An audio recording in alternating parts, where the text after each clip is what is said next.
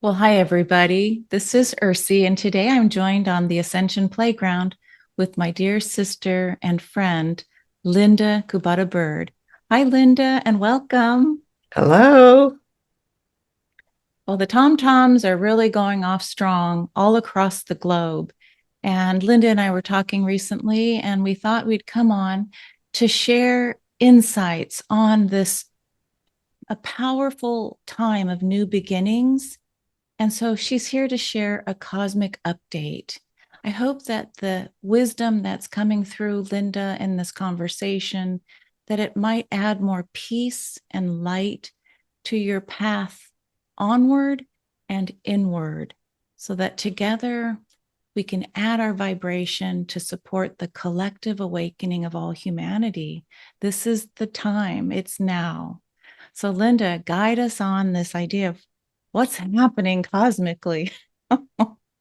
Well, I'm happy to. And before we start, I just want to comment on your background because it's so beautiful. And I know that you're very humble, but this is a piece by Ursula or Ursie. Ursie, do you want to talk about it a second just to say what it is? Sometimes it takes a sister or a dear friend to say, hey, why don't you share one of your paintings on your background?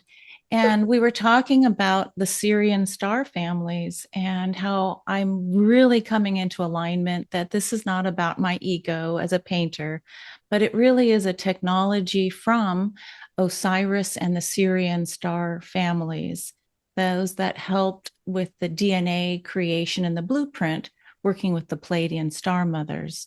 So I'm coming out without any inhibitions, but sometimes it takes an invitation. Here we are. It's really a transmitter to help support more light and peace and rejuvenation. Thanks, Linda.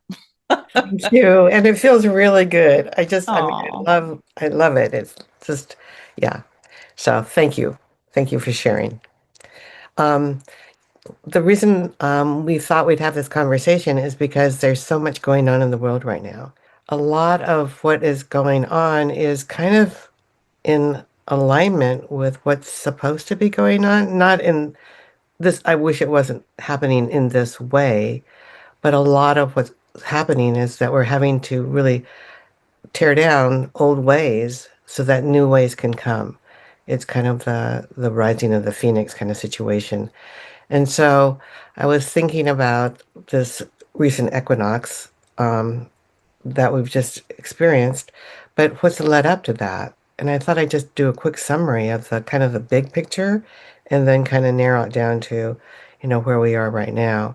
So as we know, last year we had the outer planets changing signs, which was a big deal because outer planets don't change signs that often. And for all of them, or yeah, all of them to change signs within a short period of time is highly unusual. And not only were they changing signs, but they were changing signs and lining up with one another in conversation, I call it, so that it's like not a coincidence. It was such an example of how the whole universe is orchestrated. And so we had the first Pluto change signs, which Pluto takes 264 years to go the complete cycle. So for it to change signs, I think it's every 20 years. It's unusual. We had that Pluto move from Capricorn, structure, status, chasing money kind of situations or energy to more Aquarian, more egalitarian, more equality, more recognition that we're all connected. That kind of energy came in at the end of 24. And then um, Uranus changed signs. Uranus takes 84 years to go around. Um, Neptune changed signs. Neptune takes 164 years to go around. So for these planets, Saturn also, but Saturn's more often. But anyway, Saturn's structure and rules and boundaries and things like that. Neptune is exactly opposite. It's no boundaries, total open space, bringing in the oneness. So all of these planets changing signs pretty much simultaneously in the big picture of things, was a way for us to get ready. It was kind of like a dress rehearsal because they changed signs and they moved back into their previous signs for final cleanup and, just tying up loose ends. And this year, they're moving into the signs for their extended periods. So that's kind of the general big backdrop. And then on February 17th, we had the fire horse, the year of the fire horse come in, as I think he did a present or a um, live stream on that. And so not only did that happen with the fire horse energy coming in, but it happened on the same day as a solar eclipse, which is unusual again. And the solar eclipse was at 28 Aquarius, which is where Pluto is, but it also was the Sabian symbol for that day was the butterfly emerging from the chrysalis. And I think a lot of us have been using the butterfly, the cocoon that we're in this gestation period for a long time. And then for this energy to come in with this burst of new beginning on the same day as the fire horse was, again, you can't make this stuff up. And then 3 days after that, we had the Saturn Neptune conjunction, which we've been talking about for a long time. And again, we had a taste of it last year. And this year, they both met up together exactly at zero Aries. So, zero Aries is again a new beginning. It's the beginning of the whole cosmic year in every year. And uh, for these planets to come together at that exact degree hasn't happened since I think the computers say 4,361 years BCE. So 63,000 years ago or more, we have no frame of reference. So I think this unease that we're experiencing in our energies is because we have no frame of reference. We don't know what's happening. Something totally different is birthing. And so, yeah, it's such a powerful time. So anyway, I don't know if you want to add anything to that, Ursie, or what are your thoughts? Well, I love how you set this up as like dance partners and a conversation on a celestial level with the outer planets, dancing into alignment, changing signs. Sometimes when we're so much in the moment of chaos, we forget that it's been building, and astrologers like yourself have been talking about the shift of ages. And from a theoretical or hypothetical stance, oh, that sounds interesting and great, the age of Aquarius. But when it's actually happening, like the birth of a child or the birth of a new humanity, it's not easy. It's quite painful. And, this idea of Neptune, Saturn, Pegasus at the 0 degrees Aries point, which is the creation point, and your thought about new beginnings. For me, it's like the clock, there's a whole new, the old clock is gone or dissolving, and the structure of a new way of experiencing, I'll just say, our multidimensional, true higher selves merging with our 3D beingness is coming online. Our Mhm, avatars feel like they're coming online. mhm. But I wanted to ask, on the celebration of the fire horse, which was pivotal, weren't you with Elizabeth Hartstar in Sedona with a ceremony? Can you share a bit about that cosmic portal opening? Well, energetically, as we all know, everything's kind of has the same theme that's been running. So we're moving out of the Pisces into the Aries, the new beginning.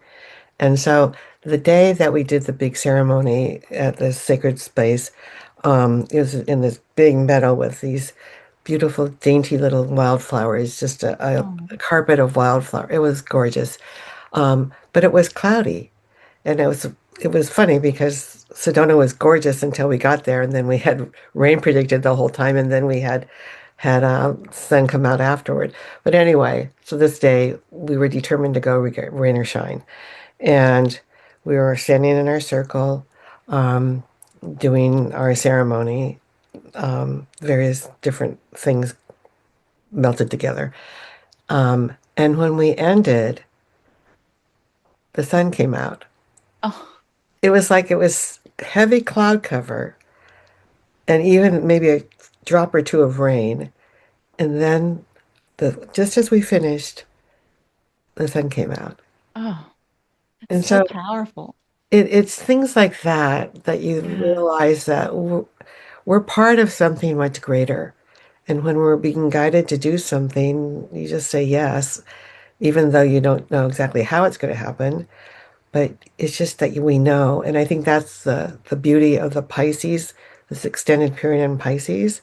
yeah, Um, and even now with um, Mercury being in retrograde in Pisces and then Mercury going direct, it's kind of the same energy in the sense that we've had all this time for internal reflection and also looking at all of our fears and all of the shadow things that we um, in my case in situations I didn't even know I had them.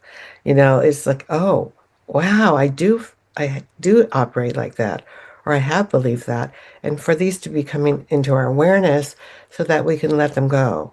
We can explore them. Do I want to still do this the same way, or am I ready to let it go? And I think that's we're on the cusp. Well, actually, we stepped over the cusp.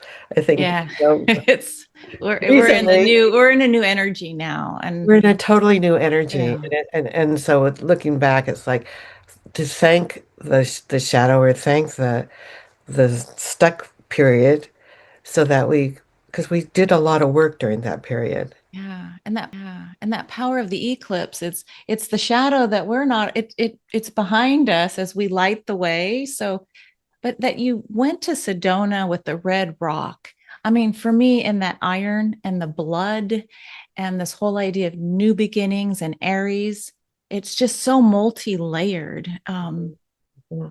Anyway, I think you wanted to share a chart with us. Is it? Yeah, I'm just gonna, since I've given you, a real brief background, I thought I'd just Yeah, quickly show the equinox that we just had. Yeah, so and mainly I'm not going to go through all of this in detail by any means, but I just want to visually show you how there's such a concentration of energy.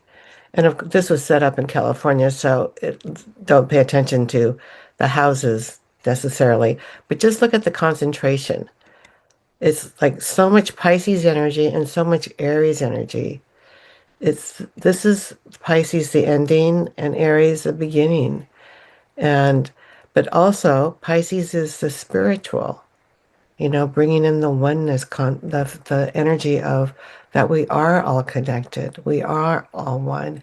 And we take that energy and we bring it into this new beginning. So it's quite remarkable, really, that it's not just pure Aries, which is kind of just straight on, foot to the floorboard going, but this is bringing in Pisces. It's like guidance from spirit to me is how it feels. Especially because we've got Mercury and the North Node conjunct in Pisces. And so the way we think, the messages that are coming through from a greater source than just our personal memories or things like that. So I think that's extremely powerful. And like I said, I won't go through everything, but just visually notice that we have so much Aries energy. We've got Chiron, Eris, the moon, Venus, Saturn, Neptune, and the sun, all in Aries. This is highly unusual to have this kind of lineup. And then also to have this conjunction right here, also in Aries, again, Saturn structure, um, what we've called reality in the past, and Neptune, the spiritual illusion, delusion. But coming together, to me, it's a manifestation of dreams. It's really Wow. bringing both the material and the spiritual or the unseen realm together. And so um, it couldn't be more powerful, I don't think.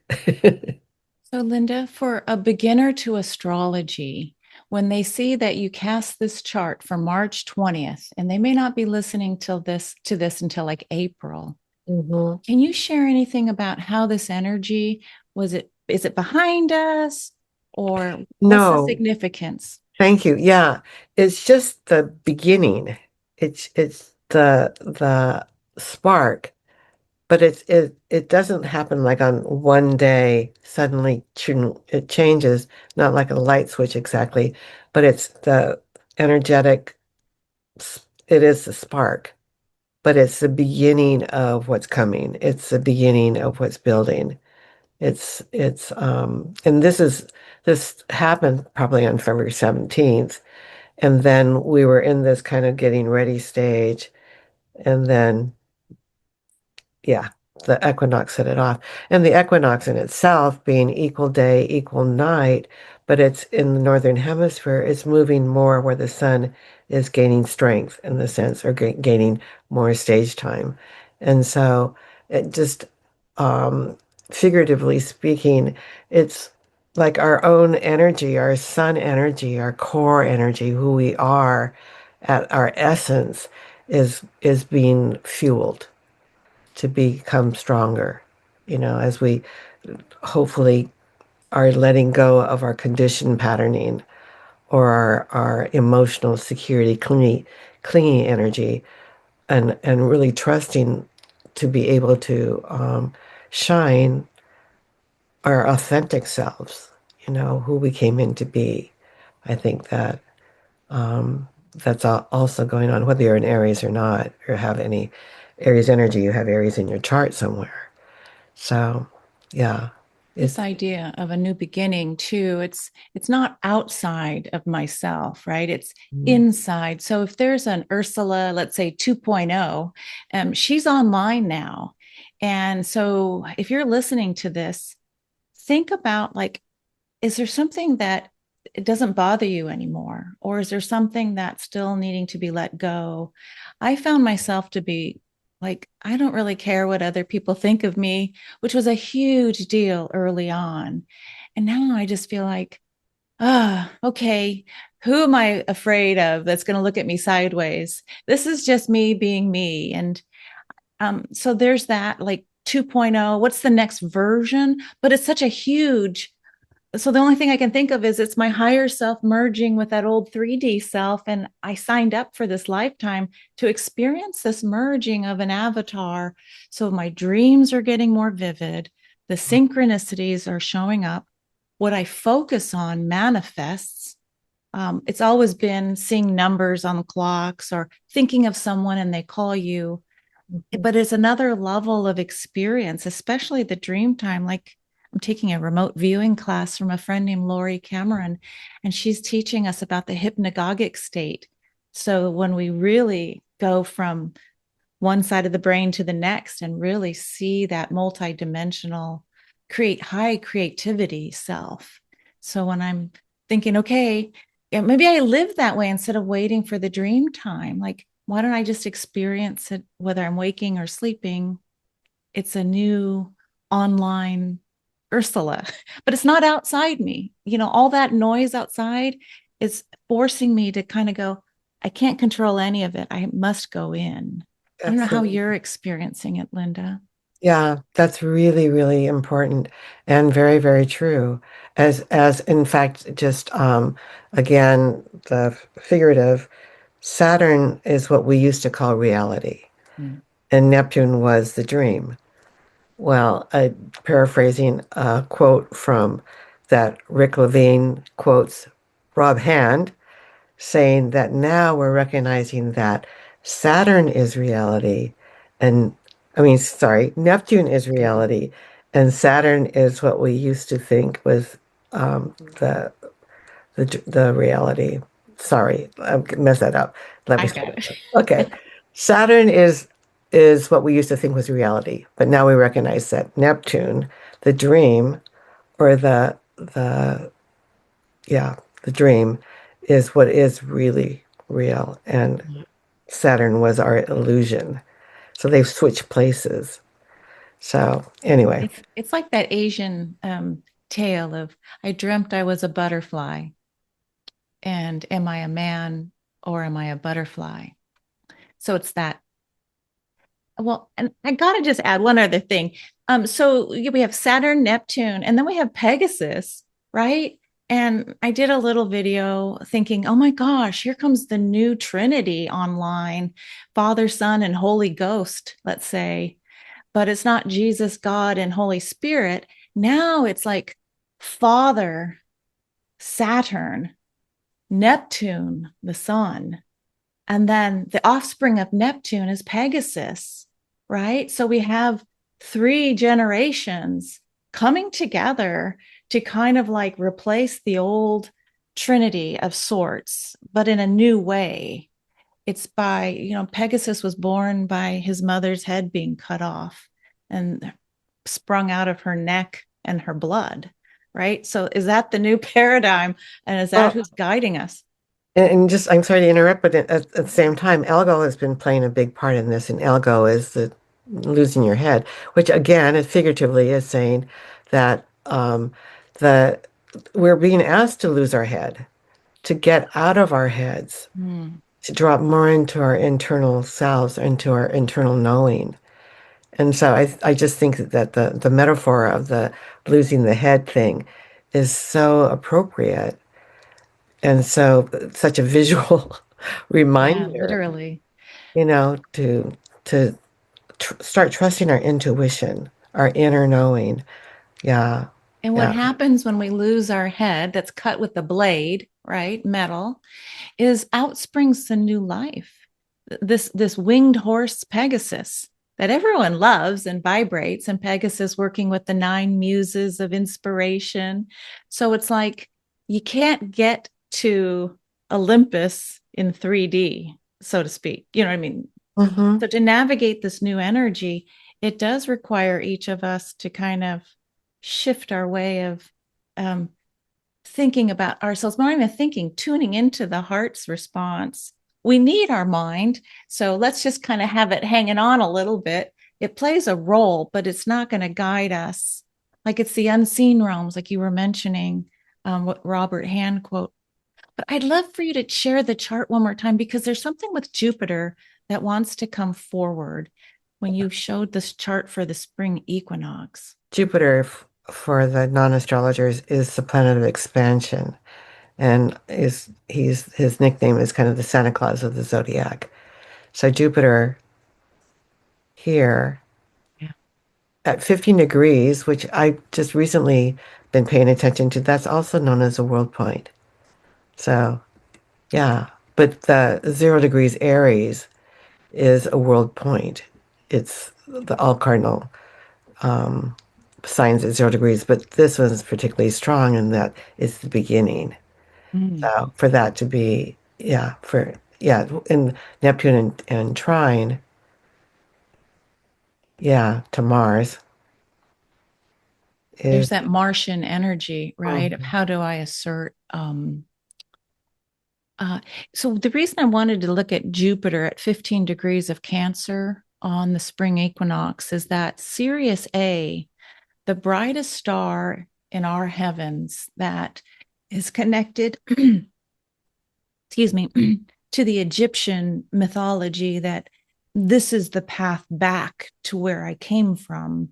I ride back on my solar arc and return, especially the pharaohs, right? So Sirius A, the dog star, is at 14 degrees Cancer. So it's like Jupiter, the expansion of Sirius. It's like I don't know, when we had those pivotal times that say biblically, they saw the star in the heavens and the Christ child was born. When you have these certain kind of omens or celestial happenings, when I think of Jupiter, the god of Mount Olympus from a mythological archetypal perspective. It's like ruler of that dimension, working, coming and really dancing with Sirius. And then, like the background painting, some of my friends in the Quantum Soul Guidance group are getting Sirian downloads through Three Eye Atlas. So it's just like this blue light and rays, remembering our DNA and blueprint. But when you show the chart, it's like even the wheel of astrology now embracing a broader lens of the cosmic dance partners. Yeah. Yeah. There's so much going on um in that we can even see in this chart, but that's a whole different layer, another layer of what's happening. I think with bringing in Sirius and so many other things. While I was also in Sedona, um, I attended another retreat. No, you went from you're the busy bee. You go and you pollinate over here. Okay, where would you go after Sedona? Well, after that, I mean, I was still in Sedona. I was in Sedona for 3 weeks, but this because this other retreat followed, and it was by a lady named Marilyn Gebeke, and she's a doctor of psychology who channels in a being called Zazar. And so it was like an energetic culmination of all these things being birthed again. And the big message of Zazar is to recognize our what he calls magnificence. But it's really to start to own all parts of ourselves, not just even our birth chart, but all parts of ourselves, and as these other heavenly bodies are being added to our charts, you'll probably notice my chart had a lot of other things in it. It's like we're becoming more and more complex. We're getting to know ourselves at a much deeper level. And it's really recognizing that we aren't just a 3D human body, that we are magnificent souls who are here to help the earth in its time of transformation or transition. And so, yeah, that Wow. it was powerful. There were 83 of us for that, and it was the love frequency was so strong, and it was just kind of a micro example of what, we're visioning that our lives will be in the future, that we will be living in a loving environment. Yeah. For those who may not know Zazar, can you share a little bit about, because you go to Zazar, you fly all around the country, and I know it's pivotal, this alignment of frequency. So I met Linda through the Stargate experience in Mount Shasta, and she's like NCGR, recently past president. And then she does Zazar and is into these multi-dimensional feelings. And, Linda's always, and by the way, happy birthday. You've got in human design, you carry that incarnation cross of the vessel of love. And Mhm. so it's this idea that I'm serious. She goes and she pollinates and brings love here and high vibration here.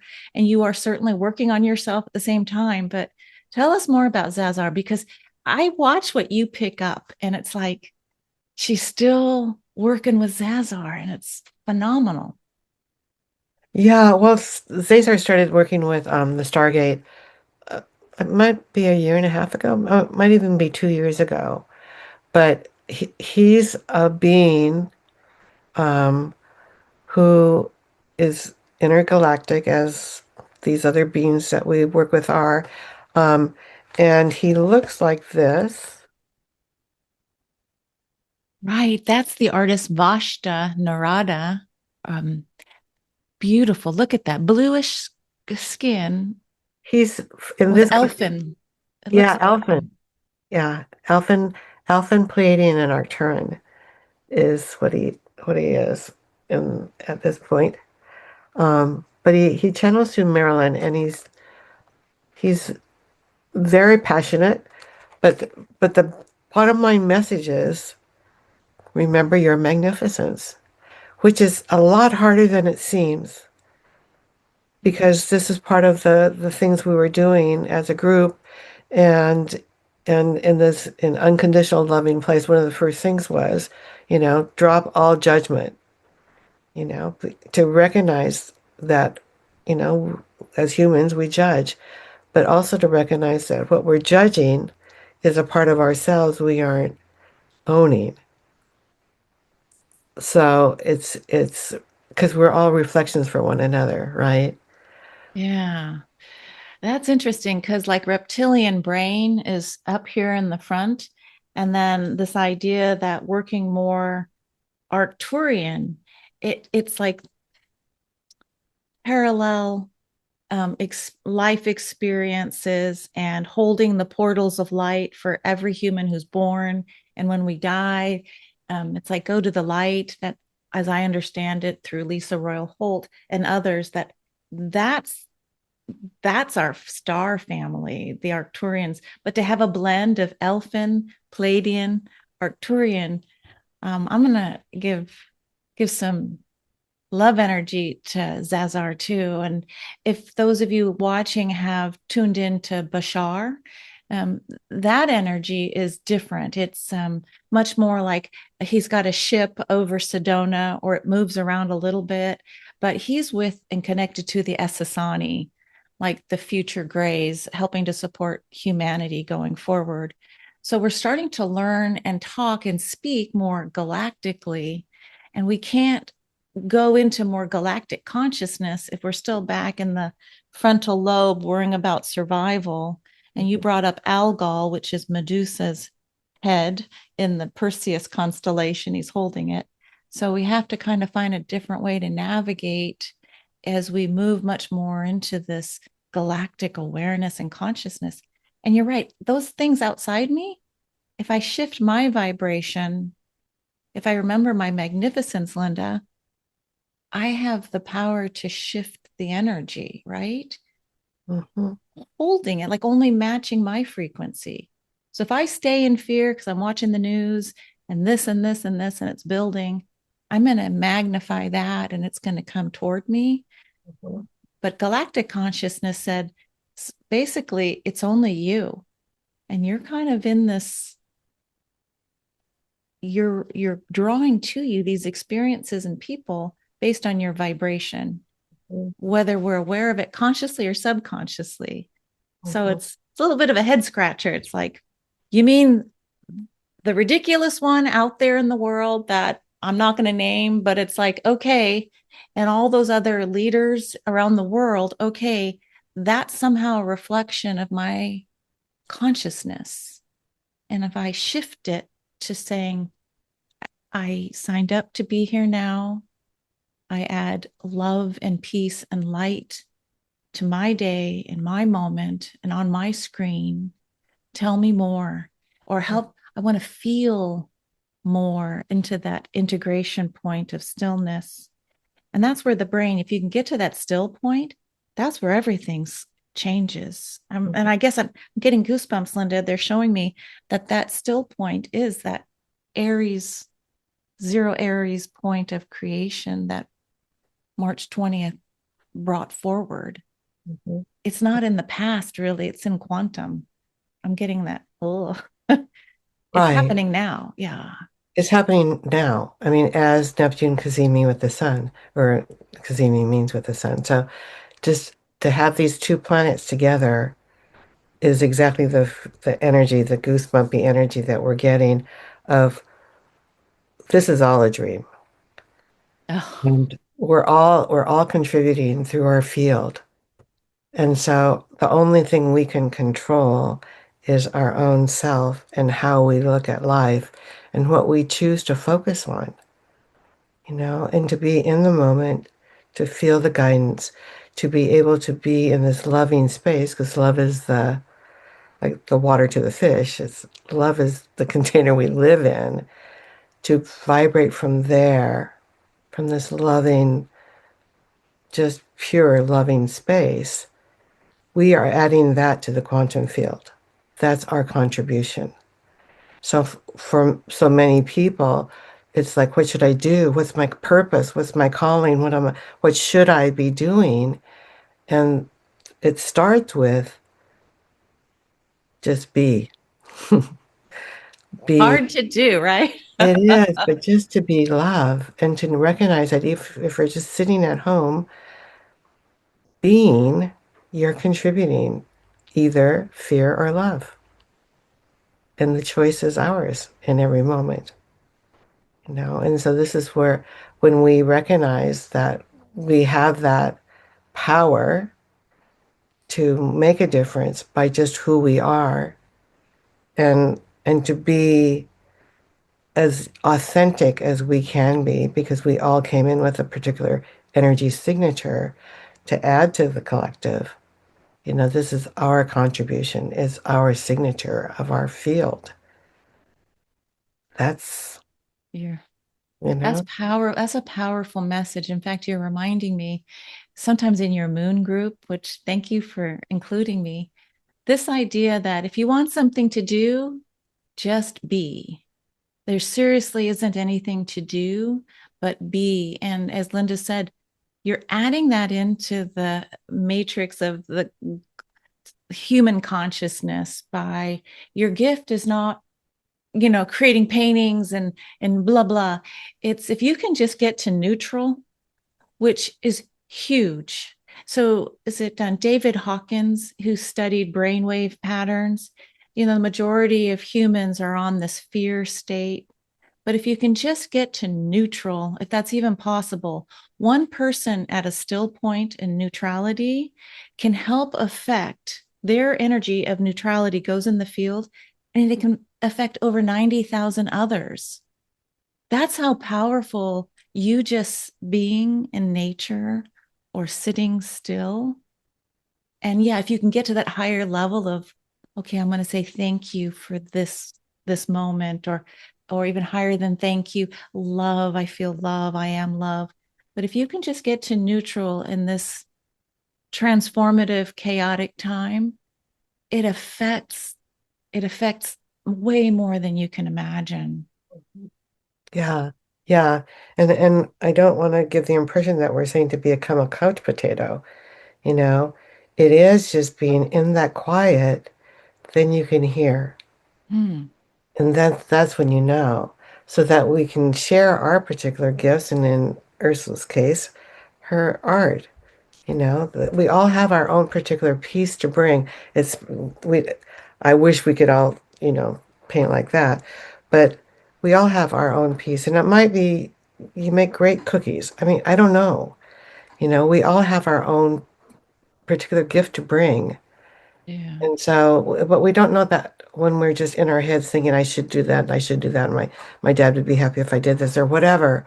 But it's just being quiet, and you'll know. Hmm. It's yeah. It's because we're here. We chose to be here now. We're right at the crux of, the very purpose of our incarnation and what we're adding to the awakening of the planet, you know. That's a powerful message. I mean, it's like echoing Ram Dass, and just be here now. It's so hard to do because many of us are either looking at the past or planning for the future. And with Eckhart Tolle's work, it's like, how do you really stay in the now? And I got to just tell you, I was so affected by the Tibetan monks, or excuse me, the Buddhist monks who Mhm, walked for peace. mhm, So they didn't necessarily sit still, but it's this idea that this is what I can contribute. Because you don't have to compare, oh, I wish I could be a painter or a musician. They just started walking, and it was their spiritual practice that aligned. And it was so profound. It woke my heart up. And like mhm, every day, I'm like, how's the dog? And how are they doing? And how can they walk like that? mhm, But yeah, I might look like a couch potato, But I'm really practicing my Tibetan. I'm going within. So hard for me to do because I'm very like the bumblebee until I clunk. And I recognize that that's a pattern that doesn't suit me at this stage of life, that it's much more about inhale, exhale, the breath of, oh, okay, I can't control all of that. I can only control my breath. And I'll start with just the breath. Mhm. And I don't know, Linda, I just want to thank you for being you. And I hope you'll come back and share any more cosmic highlights that are coming up with in the next 2026. And for those of you who are interested more in Linda and the good work that she does, I think we're going to create a little Stargate activation, just a mini activation in a separate video. For those of you who are still finding it hard to be still, sometimes just being guided by um, a little bit of heart's intention, like, okay, I'll give this 5 minutes. And it's a big gift to add your frequency into the field. Yeah. Yeah. It's if you're listening to this, then you're on the team. You're part Oh, you know, that's you're one of us. Because what we're doing is we're coming together, whether it's in the field on Zoom or physically, our energy is joining together to raise the frequency of the planet, to raise the awareness that we are one and we are going to some place, or we're creating together a new reality, a new world. And yeah. okay. So this is Team New Beginnings. Mm. Thank you, Linda, for sharing. And everyone, will see you next time on the Ascension Playground. Bye for now.